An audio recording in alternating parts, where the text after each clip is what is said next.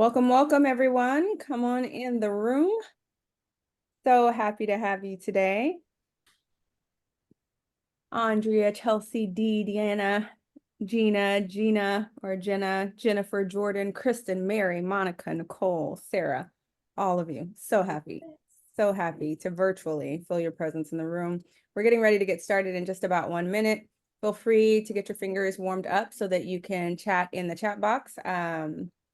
And we can have a really great discussion. All right, it's top of 2 o'clock Central Time, 3 o'clock Eastern Standard. So we're gonna go ahead and get started. Welcome to AppNet's Business Building webinar. Our title today is Sealing the Deal, Crafting Process Flows to Engage Slow-Moving Clients. Your investment of time and presence is a great opportunity for you to collaborate, ask questions, and gain new insights and ideas. Today, we will be chatting with Rebecca Stewart of VIP Nannies and Rebecca Piercy of Winter House Nannies. But we are also here with each and every one of you. So if you have a good idea, share it. If you need some solutions to our current challenge, bring it on. An active chat box is always a sign of a good time. So feel free to offer solutions and ask questions for the entirety of this brief 60 minutes that we'll be spending together. We're going to go ahead and start our conversation with our first question. What are the primary challenges that you face when dealing with slow-moving clients within this industry? Anybody want to take that one? I'll go. Just getting them to respond. Yeah. Like a phone call, an email, like you've already offered someone the position verbally, in writing. Could you respond to me? And if you don't, I'll just send a nice little invoice and we'll call it a day. We don't need to talk about it, I guess. Yeah, absolutely. I feel like, yeah, I think that given the fact that we often don't know if a process is going to move quickly or slowly, the client being the beginning of that process, can often just jack with the entire timeline.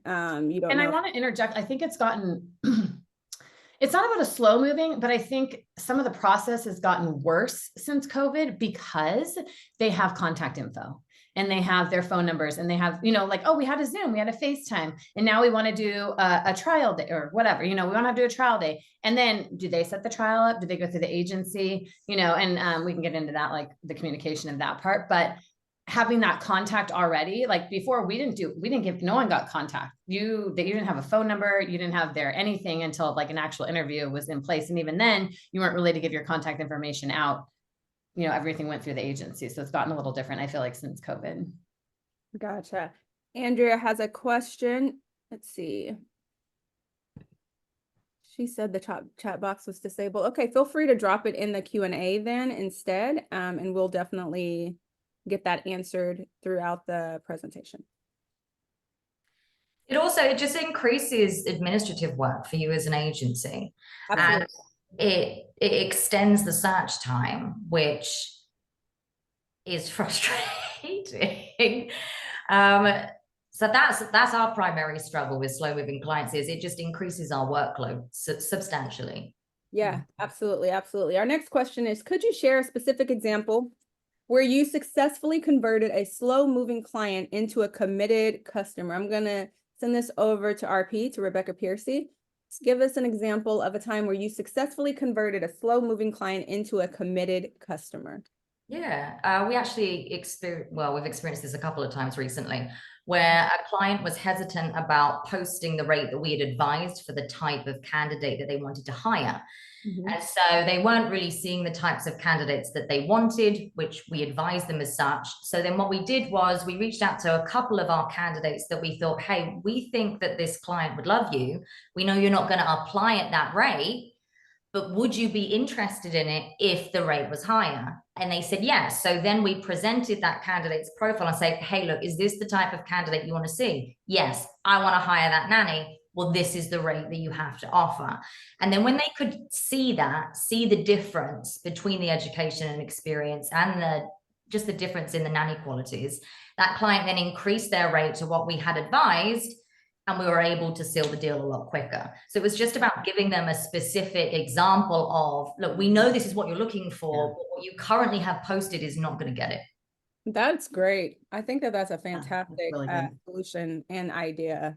I'm going to back to that to say, what are key indicators that help you identify a client as slow moving early on in the engagement process?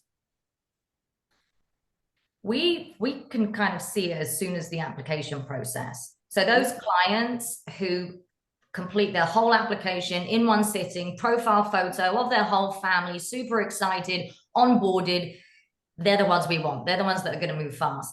But the ones that just complete a little bit of the application and then they're not scheduling that phone call right away, despite the fact that we may have called, left a voicemail, texted, that is a key indication that that client's probably going to be slow moving for the entire process for whatever reason. So from the very start of that application, we can usually determine who's fully on board and is going to be quick and responsive, and who's not, and who's probably, we're going to need to do a bit more research to see, is this even a client for us? And if they are, how are we going to adapt some of our processes to ensure that it's not slow moving and we can try and get this moving along? Absolutely. RS, what are some key indicators for you? Some things that let you know that a client is going to be slow moving? The timeline of their exit of their NCS and their exit of their current nanny. So, I'll be honest, I had a client, I don't even know what the date is right now, but like the beginning of April, about the beginning of April, it was like spring breakish. Their NCS is leaving June. Yeah. Like we could have you interview people now, but the fear is they could even get offered a job that starts May and then they're on to that, so, not to say that would be slow moving once the time comes, but there's no sense of urgency right there. Right. So that's one. The other one is like, how often do they travel? We have some clients that travel a lot. And then around that spring break time, everyone has different spring breaks, right? 1 week here, 1 week there, people travel on their own. So around that spring break time, we had like, we were in Fiji for a week. Well, when we get back, like, oh, my bad. Yeah. Like we just sent you people you said you needed to interview. You know what I mean? Yeah. And we knew the exit date of their nanny. So that was what was really interesting. But I think that's like one indicator would be like the sense of urgency on their end. Mm-hmm. And then, do they travel? And then sometimes I do like what you said, Rebecca, about returning the agreement. Does it take them days? Is it like the moment you send it, they send it back that day? I like to try to give a sense of like, hey, if you send it back, what's today? Thursday. If you send it back today, realistically early next week, set their expectations up for when do they think they're going to see people, because we live in like this we need it now era, even though we need it now ends up being like not till like Friday of next week, but if you let them know, hey, the moment you send it, this is the day and time we can actually send you candidate profiles, setting them up, kind of knowing that timeline is helpful. I love that.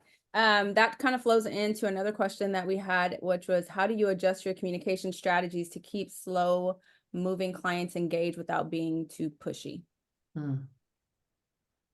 Yeah. I would say that when I get those indicators that you all just shared, I think that I automatically customize my approach. I will just directly ask, how urgent is this? So if you had candidates by this date, when would you be looking to interview? And realistically, when would you be looking to hire? And if that is like spaced out and there's not a sense of, do you have care in the interim? Do you have like temp care, backup care? Like, should your nanny leave earlier, your NCS? And to me, that kind of helps, because to Rebecca's point, when they do not have a sense of urgency, or in situations I've seen when they have backup care or temp care between that, they're just like, their needs are kind of met. And so they're just kind of moseying along with this process. And so communicating that, adjusting my communication is I start giving a timeline. So based off this is when I would send. Based off that, this is when I would expect. Somewhere in here would be the week that you would be available to interview. Hopefully, in a perfect scenario, you would be able to make an offer by this time, and we'd be able to close this out at this time if we were able to present candidates by this time. And it just gives them my expectations. Same thing when I feel like a client is moving slowly, and we've presented candidates, I would just say I'd love to hear back from the days that you can interview. In a perfect world, we would have your interviews completed by X, Y, and Z, and we would potentially be looking at an offer by this date. And it just lets them know where I'm thinking this is in my mind. And so if they're going beyond that, then they would communicate that back to me. So I think just putting those, you know how they say on those memes, if you have somebody that talks too much or is talking about nothing, when you get on the phone, you're like, hey, I only have 5 minutes. It's kind of like that. It's like that in a business sense of just saying, you know, this is my expectation about how long this is. And then other adjustments I make is if I feel like they're moving slowly, I would just say, I just want to remind you that our typical timeline is between X and X amount of weeks. It looks like we're trending long already. And I just want you to know what would happen should this extend far beyond like our expected end date to no fault of our own, then it might incur this fee, or it might be a new placement, or it might be X, Y, and Z. And then I just keep giving those updates. Hey, this is going really good, but this is starting to trend long. It looks like we're taking 72 hours to return every communication. This seems like a pattern. If continued, that would put us past your estimated start date, which would then affect you in this way, which would then affect this in this way. And so sometimes just putting that out there, then when I come back, it feels very low temperature because none of this is surprise to them. I think surprised people are angry people.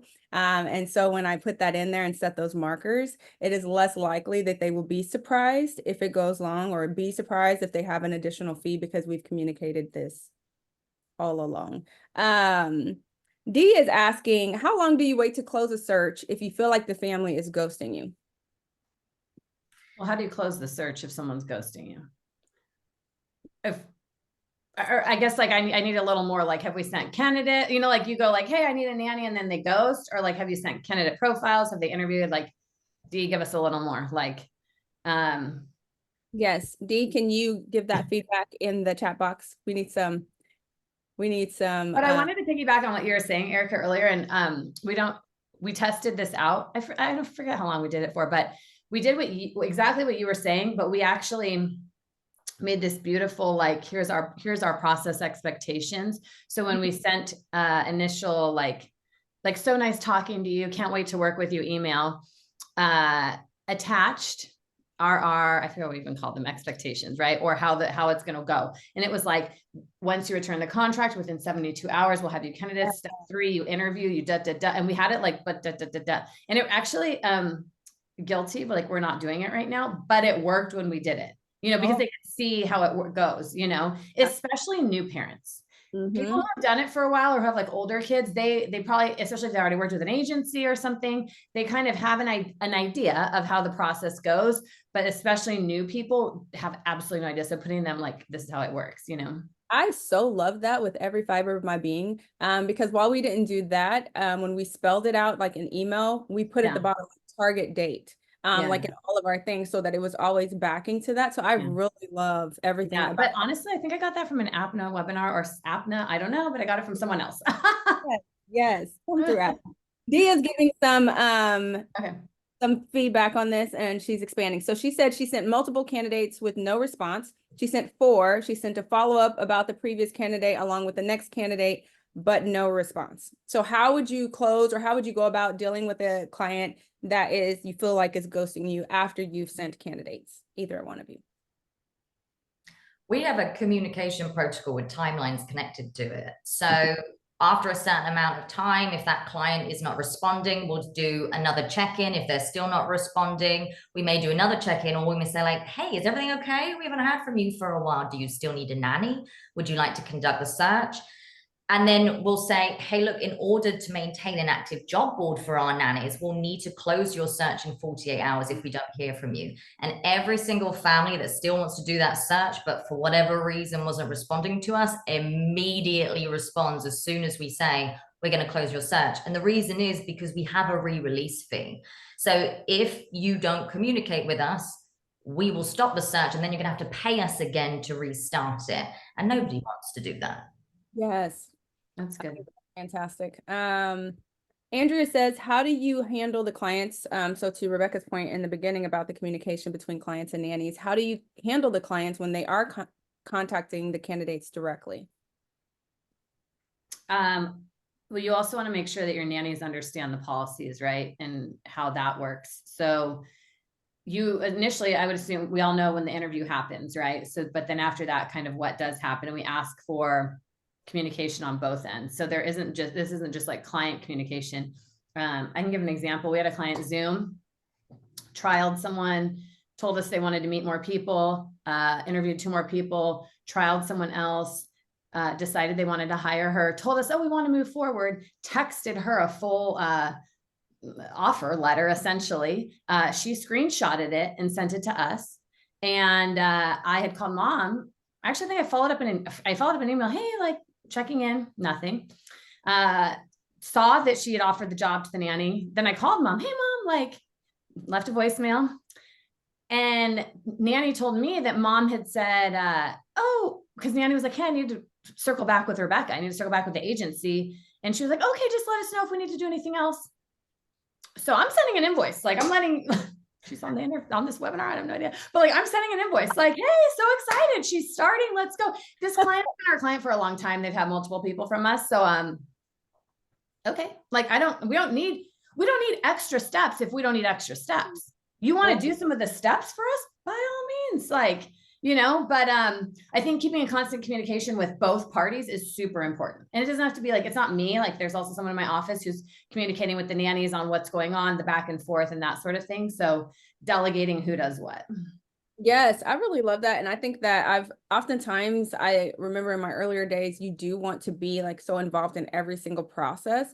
But to me, when you see a client taking on this, I feel like we have through the whole communication, I'm like, we are partnering. So I just feel like you just took your part. And by all means, I'm going to let you take that part. And then I'm just going to move on. Like, it looks like you did that, friend. Great. Thank you. And then to Rebecca's point, it's just like, here's your invoice. I heard that you closed that. Congratulations on selecting amazing nanny for your family. We wish you all the best. Have a great day. So yes, totally co-sign on that. So to Rebecca's point about RP, about the timeline where you start sending these updates and then you give them that, do you give 48 to 72 hours? Is the norm for you to close that out, or what is the exact like timeline? If there's no communication, all of this would take place within what particular amount of time? So we will follow up 3 times and we'll use every single communication method, phone call, text message, and email. But the best is if you're going to send an email or text, if you're going to call, also text or email just so you have it all in writing, because otherwise clients will try to argue, hey, you didn't, I didn't get X, Y, and Z. So usually after 48 hours of not hearing from them is the first follow-up, and then 48 to 72 hours, the second follow-up. We may send a third, but the third is usually, hey, look, we haven't heard from you. And we always give them 48 hours. The only difference is, let's say that we know that the family is going through something. Let's say that mum's about to welcome home a new little baby. We're not going to follow that. So there are certain situations where we will deviate from it, but we need to know what's going on. If they then tell us what's going on, then we'll ask, well, do you need us to pause communication for a couple of weeks? And we'll pause communication for up to 2 weeks once, because we basically tell our families, we can't pause a search. A search is an active process, because I also don't want that additional administrative work of having to open, close, open, close. So we do sometimes make allowances based on what that family may be going through, like travel, like Rebecca said. There's a lot of families that travel a lot. Okay, well, keep us in the know about that, because then we can, again, adopt our communication protocols to support that. Yeah, absolutely. Absolutely. What role does customer education play in your process flow when you're dealing with like a hesitant client? I think it depends why they're hesitant. And once you find that out, you can then, you do want to provide a lot of education though, but sending over tons of emails with lots of writing in isn't going to work. No one's going to read it. So you first want to figure out what's their preferred method of communication. Is it phone call, text, or email? And then based on whatever they've got hesitations about, focus that information to help educate them. Because otherwise, if you're just sending over a whole bunch of information and you don't know what's going on, it's not going to land. Yeah, I co-sign on that. What was the question? So just like, how do you communicate with a hesitant client? Yeah, what role does customer education play in communicating, or how you tailor your process flow with a hesitant client? Oh no, I like your answer. I'm like, because a hesitant client, like, I feel like you just have to let them know how it works. Like hesitant meaning like I'm nervous to hire, or I've done it myself, or we've been going through care.com, and I think just like educating how the process works and how it is different.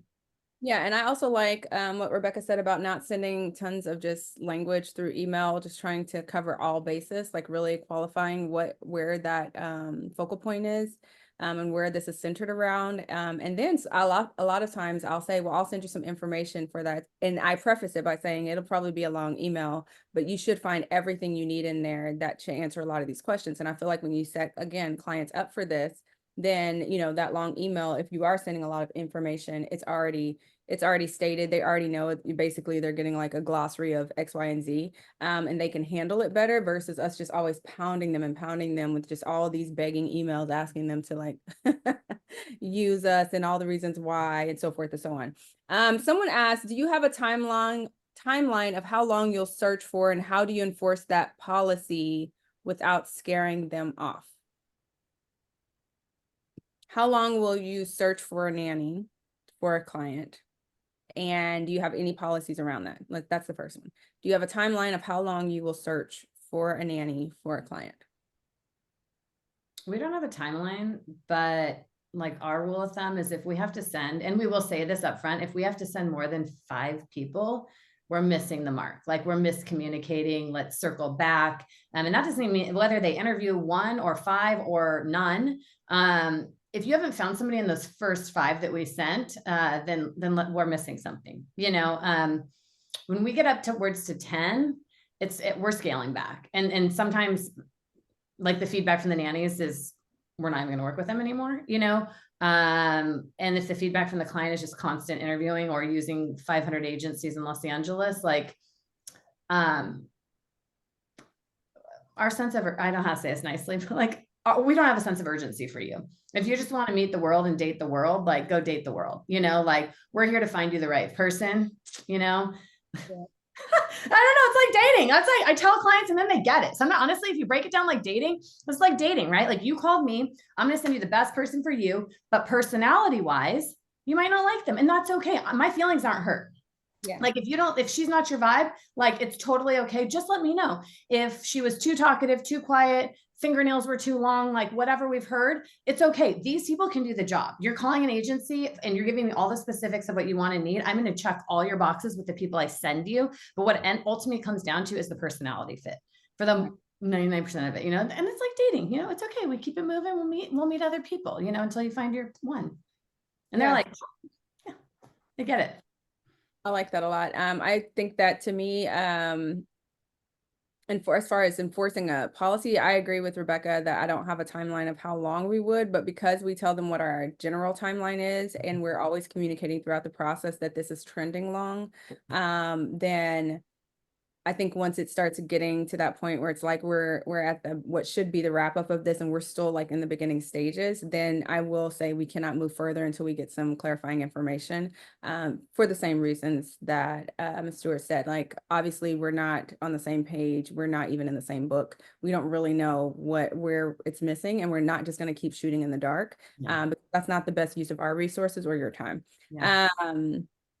Kristen says, do you put anything in your contracts about putting a search on hold or closing a search if a client is unresponsive for a specific length of time? I think we've already answered that most of us do put that in there. It depends on different people. I think for us, if you're unresponsive for 7 business days, we close it. But to Rebecca's initial point, we do send those follow-ups in there, so it's not a surprise to you. And then we give them that option, same thing, about 48 hours before, to say, hey, if we don't hear from you within this time, then we're going to close your search. You feel free to come back to us when you can, so forth and so on. Moving on to the next question. Can you describe the typical steps in your process flow that is tailored specifically for slow moving clients?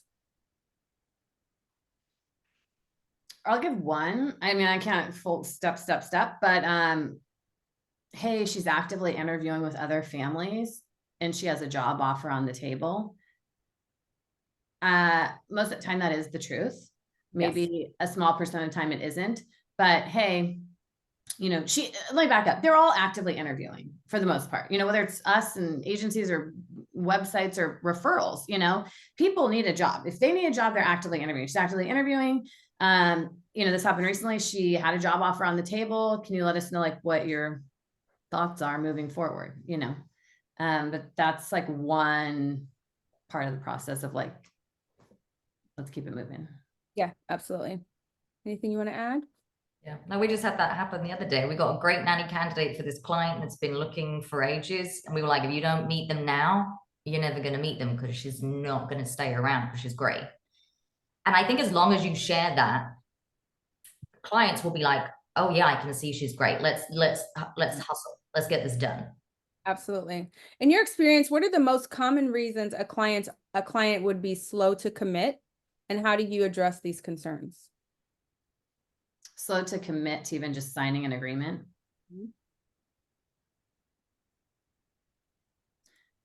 There's just a lot of, it's the world. There's a lot of like social media groups, you know, there's a lot of like, we've been trying, whatever that looks like, you know, another agency, a .com, a Facebook group.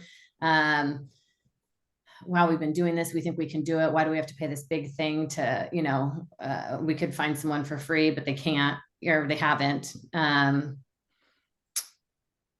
Why? The question was, why would they be hesitant? Yeah, what are the most common reasons why they're slow to commit? Anything else, Rebecca? Yeah, I mean, they could just be shopping around. Like we have some families who already have a nanny and they're like, well, my nanny doesn't do X, Y, and Z. I want to see if we can find a nanny that will do X, Y, and Z and all the other things, which that's not really a dedicated focused client. They are just shopping around. And then you would need to decide, is that a client for us? Do we have the resources to facilitate a search for somebody who's not actually actively looking for a nanny? They're just looking to see if there's somebody else out there for them. So that's another reason. But there could also be that there's things that's going on in their personal life that's making them a little hesitant. They know they need childcare, but something could be in the future that's going to determine what that looks like. So then they're hesitant to commit. And the unfortunate thing with that is, well, if you've got great candidates, you're going to lose them if you don't commit. And then we're going to have to restart this process all over again. But again, if they have something that might affect the employment of that nanny, that, I don't know, they're going through some family crisis, or mum or dad might be losing their job, there's reductions in their job happening, then you have to sort of support that, because you don't want to potentially place a nanny in a position where that job's then going to terminate at some point because they're not 100% sure if they can move forward with it. So there are lots of different various reasons that could influence that. I agree. I think cost is also a big one. Them trying to decide if that's an investment they want to make. I think whereas if you look at other investments that are made in life, whether it's like an actual like financial investment, your vehicle, your home, things like that are really big investments, usually they're not made under duress. And oftentimes in childcare, the decision is having to be, unless you're just having a child. But a lot of times it's kind of made under a little bit of time crunch or emotional distress or, you know, stress, employment things. And so it feels like you're having to make a really big decision, and you have very limited time to shop around if you're not like a stay-at-home mom or have unlimited resources.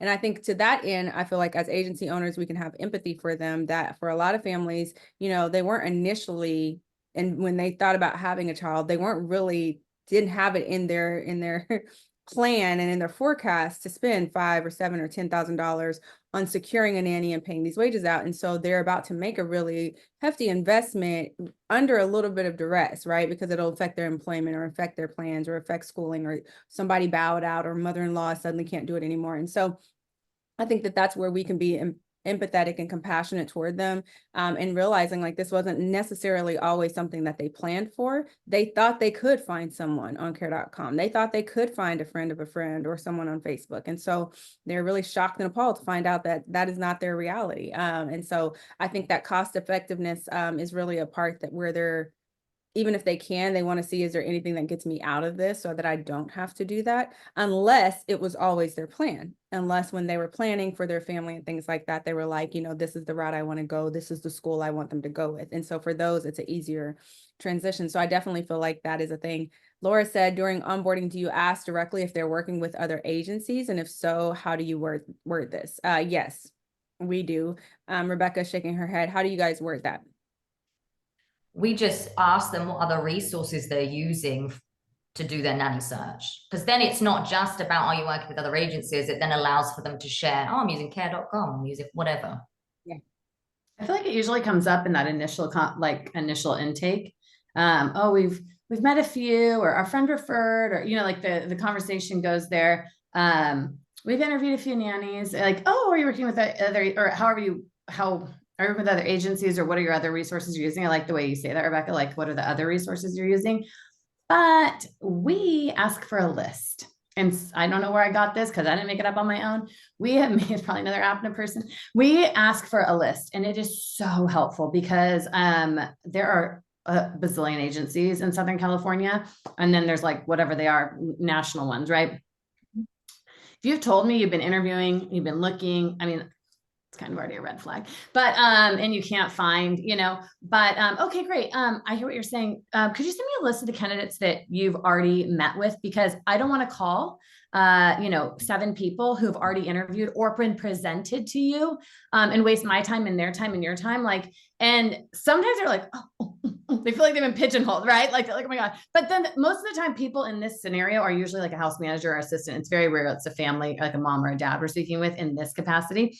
Oh my gosh, they'll send a list. So this happened once. I sent a list. I'm like, it was a list of like 12. I knew 2 of the 12. So I was like, all right, cool. I would have never in this lifetime sent any of those people to you, the 2. And then another time this whole list came through. It was housekeepers. I was like, man, I don't even know what housekeeper in LA I could call because you guys have met them all. Like, that's a huge red flag, right? Like, unless you have like some diamond in the rough that's gonna like, but that's a red flag. There's a lot of people you've been interviewing over the course of years, and but yeah, I think it's helpful to ask for that list if it's something in your area that would be helpful to save time. Yeah, we too also ask for a list of anybody that you've previously interviewed or engaged or, you know, communicated with, if you can remember them. And oftentimes we find like some of the nannies that are in our candidate pool on there. I think it's a great, just sidebar, totally a great vetting tool for nannies to see like how they're doing in interviews, because if you come to me claiming that you're thebomb.com and I see that you interviewed with this client and clearly they did not move forward with you, it's such a great indirect way to assess how you are actually presenting with clients. And it also, if you do know those candidates on the list, it gives you an immediate glimpse into like the things that naturally on their own they select and the types of candidates that they are drawn to. So it's a great indirect assessment tool. Mary says that they ask for a list of previously interviewed candidates with every search, and it saves them tons of time. So I co-sign on that as well. All great ideas. Joe says that's a Bob King magic clause. So for that, what are some common mistakes to avoid when trying to accelerate the decision-making process of a slow-moving client? What are some common mistakes to avoid? Well, I think Rebecca said it even earlier, like too much email, too much words in your email. People aren't reading anymore. It's like they have a few, like they read the first few sentences, 1 or 2 sentences, and keep it moving to the next. Yeah.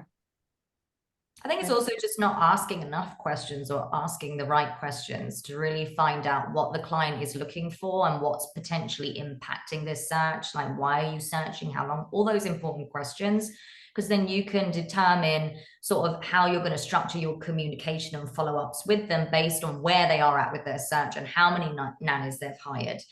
But also, not just the really long emails, it's a balance with communication. You don't want to be constantly texting somebody all the time. You want to be very picky and selective about what you're communicating and when you're communicating. And if you look at your search as a whole and your communication with the client as a whole, you can usually tell when is the best time to contact this client and what is the best communication method. We ask our clients, you know, what is your preferred communication method? Sometimes we learn that changes over the span of a search from what they thought would be, actually is not. So also just looking at your interactions with that client and then changing your processes to then support that search for them as best as possible without undermining your services or increasing your resources too much. Right. I love that. I also think that not being like a desperado. So I think sometimes when agencies are in tight spots and a client comes through and they're, throwing up all kinds of objections, we're like doing like the Defensive Player of the Year award kind of moves, trying to like be like, oh no, I can do that. I can do that too. No, no, you can't, sis. No, you can't. Nor should you do all those things. I think when you come in looking desperate and you smell desperate, then you get a process that goes desperately and it's really ratchet on all levels. And so I think that really holding the line that you don't need to do that. Someone that wants to work with you will want to work with you. They are all humans who have a great decision-making process. They hopefully have cognitive function that is, properly running. And so just present them with the information as you would anyone else. If they have an objection that's legitimate, then counter that. If not, but don't put down all of your processes. The worst thing you can do is start folding over your processes and turning on your own policies to try to get someone in, because if it took that to get them in, it's going to take that to keep them with you. And you're going to find that you're always crossing your own boundary throughout that process. And so I feel like, if you're smelling desperate, just back away and take, find it. I would go get a side job before I would start discounting all my policies for a client. Like, because once you start, they talk, they tell their friends, and the person that they refer to you will expect that exact same process, and you have pigeonholed yourself into a way of doing business that was not what you originally intended. And so that would be something that I would advise not to do. Don't start going against your own policies or going against your own processes to engage someone. If it's viable, then it's viable. If it's not, then it's not. The number of times I have told a client, that's a really strange, I hear what you're saying. That's at the first time someone's asked me that question. It's the first time a client has ever needed that kind of assurance. And just to make them know, like, you are exceptional in the worst way. What in the world are you asking me right now? Like, what are you even saying? And so you are special in a special way. And so, but saying that, if they're saying something that's out of the way, let them know that I know that this is unreasonable and you are very unique in a Mickey Mouse type of unique way. And so I think that it's really important that you do that in your process when you're going, and to keep your integrity of your business and to keep the integrity of your brand, even when you're dealing with slow moving clients. You don't make exceptions for the type of person that you didn't want anyway. That's good. Those aren't the people you're bending over backwards for. Joe says she makes a point of telling my attorney clients my contracts are non-negotiable. There's no redlining. I agree. Don't start doing that. How do you measure and ensure client satisfaction during and after the conversion process? So they were slow moving, they're actually now engaged. How do you measure their satisfaction throughout the process? Not just after it ends, but throughout the process. Ask. Just Yeah. ask. How are you finding the search so far? How are you finding our services? Is there anything else we can do to best support you? Again, you're not going to bend outside, like Erica was saying, of what you offer, but that's going to be a great opportunity for you to get some constructive criticism or feedback that you then can potentially implement overall as a company, or just understand, well, actually, this feedback doesn't align with our services. I'm not sure that this is a good client for us. Absolutely. Absolutely. Anything to add to that? Someone asked, would you consider raising your retainer fee if you have many clients who are slow to progress? No. I think there are a lot of agencies out there that have increased it over the last couple of years, and I've heard a lot of positive feedback from them. We haven't, and we don't intend to at this time, but it is something that I've considered. Mm-hmm. We've considered raising it a bit, but not for the reason of slow moving client. Yeah. Just for raising it for the sense of everything in this life is getting raised, like gas and food and all the things, insurance, more on a business note, raising it. I think also something to consider, which we don't do this, I know some agencies do this. If you raise it, maybe you put it in the, I don't know if you did this, Rebecca, like the final placement fee, you deduct the registration fee. If that's, some people do that. So that might be I don't know, but yeah. Yeah, I also think that too, if it's to engage, again, I just feel like you don't make exceptions for the people that you don't actually want. So a slow moving client is not my ideal client, so I'm not making any exceptions based off them anyway. They're not who I wanted. That's not what I want to replicate. That's not what I want more of. So very rarely am I making policies or process flow changes to engage specifically that demographic.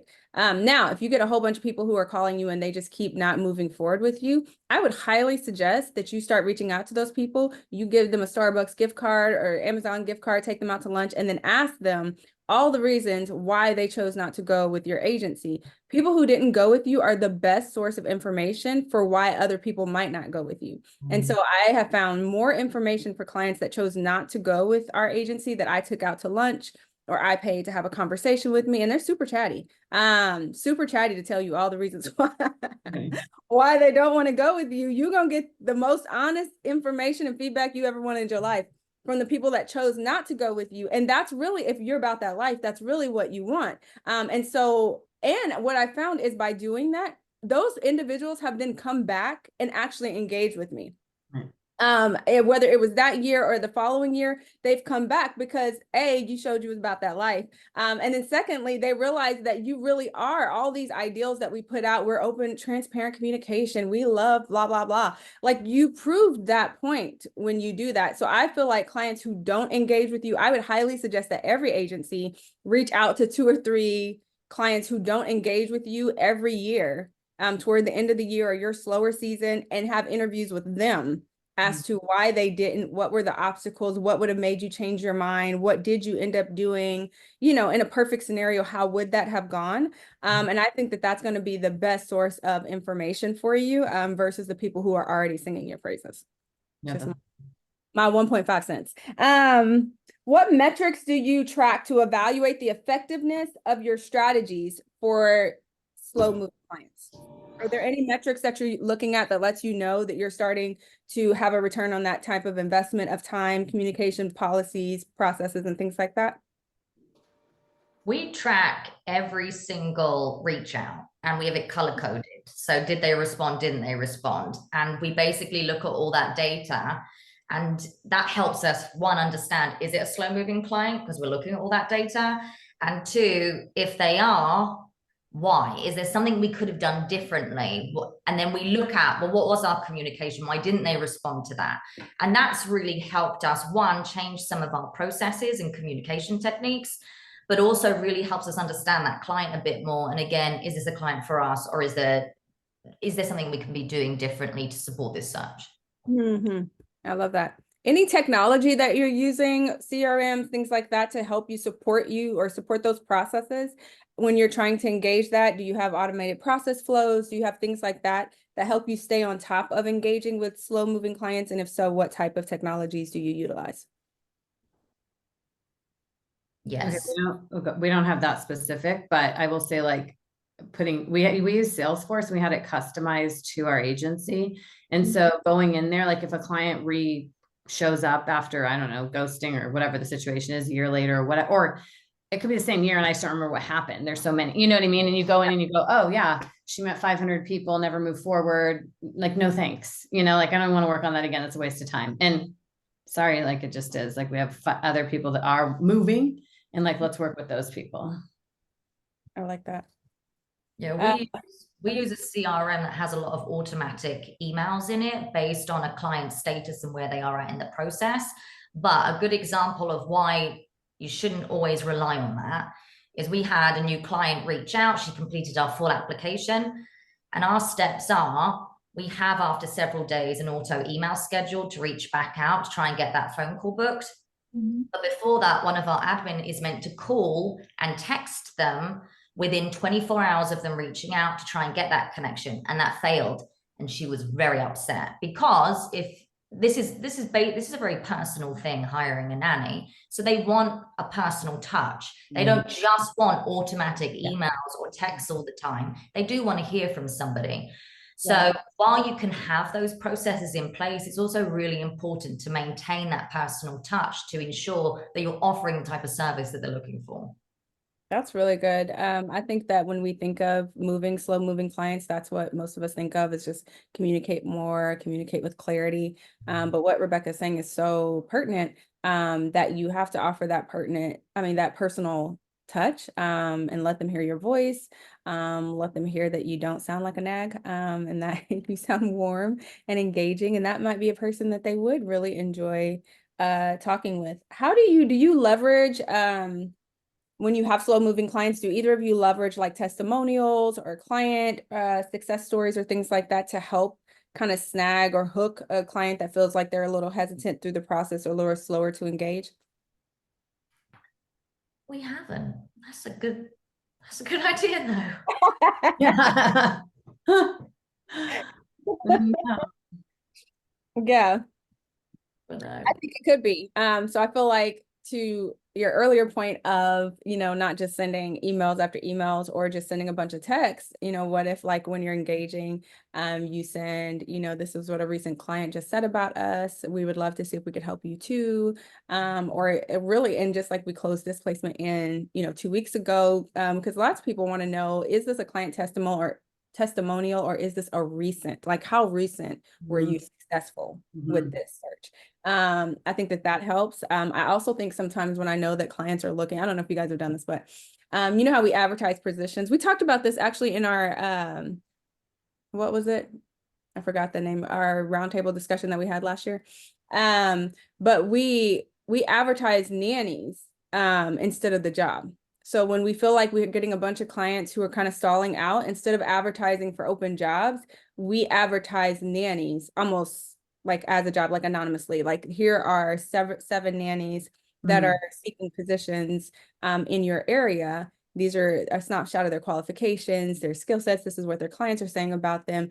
Please write us and mention this code if you would like to find out more about this particular nanny. And so instead of, yeah, I know, right? So instead of like advertising the job, advertising like this amazing, because they're the ones closing this, their personality and their skill set is what's closing this placement. And so advertising that to let them know like what, to Rebecca's point earlier about showing them what they want versus what they think they want, putting it out there. I think you may want this. I think when you were calling me, this was the type of person you're looking for, and giving you that we have like these 5 examples of this type of person you're looking for might just be that. And I actually closed probably 2 to 3 placements in like a couple of weeks for clients that specifically were like, hey, can I get an interview set up with that person? I did their placement. They literally interviewed that one nanny and they hired that one nanny, and it was one and done because that's who they wanted to interview. Like it was just literally the easiest process ever. And I was just like, why did I not do why did I not do this before? Not to mention, nannies feel so empowered when they see that you're like talking about them online and not Oh just my like, gosh, we do nanny of the month, and I have nannies going like, why am I not nanny of the month? I think I should exactly. be yes of the month. Like, I'm like, okay, girl, like you're right. You're right. Exactly. It's so important Put when you they on see that. August, you know. I saw that person is XY214 me. Is that me that you're talking about? Because it sounds just like me. Like it is you. Oh wow, can I share this post? Like, yes, friend. Yes, you can share this post. And so it made them feel like really, really good, really seen. They loved the way that they were presented. I'm pretty sure they stole it, that exact format, but they loved the way that they were presented, and I think it made them feel like they were somebody worthy of, of those offers. And so I think that that's also a great way to engage a slow moving client. Looking ahead, what kinds of trends or innovations do you think could impact how agencies engage and close deals with slow moving clients? Are there any trends that you're seeing? Are there more slow moving clients? Do you see that trending up? Are there less? Are there things that are happening with the industry that you feel like would affect that kind of demographic? What do you see happening when you think forward? I think it's been a roller coaster ever since COVID. Like Yeah. the market's just been all over the place, and I don't know when it's going to stop. So, in terms of trends, I don't see any because it's been all over the place. But I do think, there's been a lot of talk of the government getting involved and creating standards in terms of in-home placements. I mean, the current government has put out a standard nanny employment contract for families to use now that you can download off of the government website. So I think that may have some influence moving forward, but then also just AI. AI is going to affect everything. But again, we're all starting to dabble in AI, but again, you're going to want to balance the use of it versus how personally you are involved, just because of the nature of what we're doing. Exactly. Exactly. I think trending, I mean, AI is definitely like a topic. And I think on a business practice, that's a whole nother conversation. But in terms of getting people moving and all the things, I think it's even pre-COVID with the .coms that popped up. Off the top of my head, like Urban Sitter, Sitter City, care.com, things like that. I'm only going to speak for us. We've never used care.com as a resource to find people. And I know that different locations have different, it's hard to find people or whatever, or however you get the people. But I just have never recommended that. I feel like you're giving business to a competitor and you need to do the work and find the people on your own. And however that is, like work a little harder, you know, and not using those sources that like actually take away business from you. And refer, like, it's just like, that's, anyone can do that. The parents can go do that. Don't do that. Like, be better. If you're going to get a fee, like do the work and work hard to charge what you do. And that to be said, we're losing this, you know, we're losing the touch. So if we're all going to be virtual and we're going to do this thing, you've got to do something to touch your people. And now that we're not COVIDing, maybe we might head back into some other sort of thing. I don't know, but you got to touch your nannies.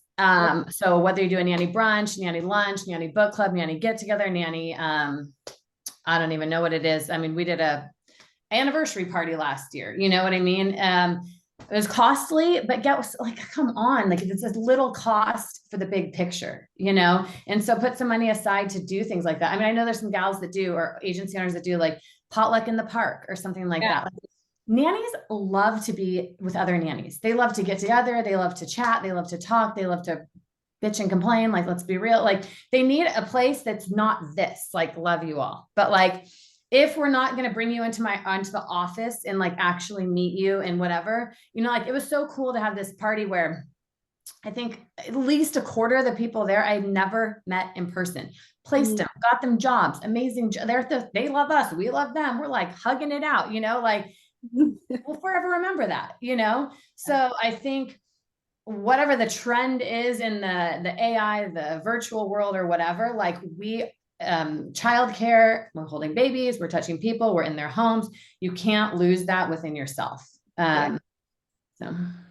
I mean, can we just stop for a moment and say amen to like everything that Rebecca just said? Like, it was just like a whole message. I feel like that was the whole vibe. I completely 1000% agree with that. I think that as things move to become easier and more automated, we should actually be maybe in our business processes, we do that, but in our concierge aspect of our just essential line of business, we should become more personal. We should write a handwritten note. We should do the things because at this point, whereas back in the day, people used to do that all the time. Like those things are so exceptional at this point to get a handwritten anything from anybody at any time, even a birthday card. I mean, they're coming from your dentist office printed, you know, like things are not happening like that anymore. And so when people receive that, it feels very exceptional to them. Even down to, I remember a couple years ago before COVID, I sent out a newsletter, like printed it, sent it, mailed it to like thousands of people. And the number of people that called me and was like, oh my gosh, it was so pretty. Thank you so much. The time you must have spent to print this out and mail this to us to let us know when you can send, and we send updates via email all the time. You have automated newsletters, MailChimp and all these things, but they can tell when you take that extra step to connect with them on a personal level. And I think that what Rebecca's saying is so important on both sides of that. Your slow moving clients, they are long-term investments. And so even if you don't engage them now, by communication, by that touch, by, you know, remembering that their child was 3 and that they're in the hospital and like circling back to be like, hey, I was thinking about you today. I hope your baby's doing all right. I hope everything has kind of settled for you. If there's anything I can do to help you, just let me know. And not in a business sense, in a human sense, human to human, woman to woman, person to person.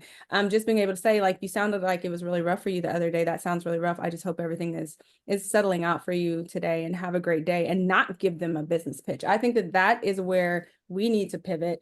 That's the trend I want to see, because at the end of the day, our demographic is working with the next generation. And so, and they need more than ever connection. They need people to attach to. They need strong and secure attachments. And so I feel like as agency owners, we are compelled and we are supposed to be modeling that in the way that we ordered our business to facilitate that type of attachment. And we can't ask people to go be paid to be attached. We won't even attach to the people that get us paid. And so I totally sign on everything that Rebecca said. I felt like that was a whole message, a whole breath, and it was like the mantra for the month. Like, go connect with somebody, go figure out about them, go let them know that you care about them as a human. Everybody, ideally, we know in our industry, in their perfect world, they would have somebody in their home caring for their children that they knew personally. Yeah. Oh, for sure. Yeah. So Psychology says people gravitate people who look like them, who are like similar in, I don't say demographic because that's not really the case, but that have the similar personality and a similar that's just psychology 101, you know, and it's hard to twist it, but it is. yeah. Well, I don't know. I ain't gonna find too many people down here in Oklahoma looking like me, but I'm just saying. Oh my God. I mean, like, you know what I mean? That's like, they just like, they go, oh, you know, my mom or my grandma, or I don't want someone like my mom. A lot of us in LA, because people are out here, like they don't have family. They're out here for the entertainment industry. Their families are in Oklahoma and wherever, you know, like they don't have family out here. And actually they don't really, I joke and I go, and you probably don't even watch mom out here for, you know, 4 months taking care of your in-law, taking care of your kids. So, you know, let's talk. I do feel like that they do want that. So to me, I co-sign on that. I feel like we should attach to people. We should let them know. I mean, if we know that ideally they would be hiring someone that they knew or that was referred to them, you need to go be somebody that they know. That would be the goal. That would be the trend. Are there any other questions that we can answer for anyone? It has been an amazing conversation. I appreciate y'all coming through, being active in the chat. I've loved this conversation. I have loved all the ideas that have come from this conversation. I really like how you guys were transparent. You gave me some great ideas, some things that I will be using literally today, as soon as we get off of here. Things I will be talking to my team about, and some things to consider. Hopefully we leave here a little wiser, a little smarter, a little bit more empathetic, and a little bit more empowered to connect with the people that we are serving, keyword serving. In our communities, people are not products, and that includes our clients. And so we want to make sure that we are serving them well, that we're connecting with them. And even those slow moving ones that may be the bane of your existence, those are still humans that need to be connected with. And so I encourage all of us to go out today and connect. I have enjoyed connecting with you, Rebecca, and each and every one of you in the chat box. Yes, the recording will be shared afterward, Bettina. Kelly will get that out to everybody. Our next webinar will be next month. Keep an eye out for that. It's going to be all the things. We'll be learning about overseas placements. So if you're looking to explore that area or looking to fine tune your processes with regards to that, you'll want to meet us back here for another conversation in May. Thank each and every one of you for your time. Thank you, ladies, for your brilliance and your expertise. And until next time, y'all take care. Bye. Bye.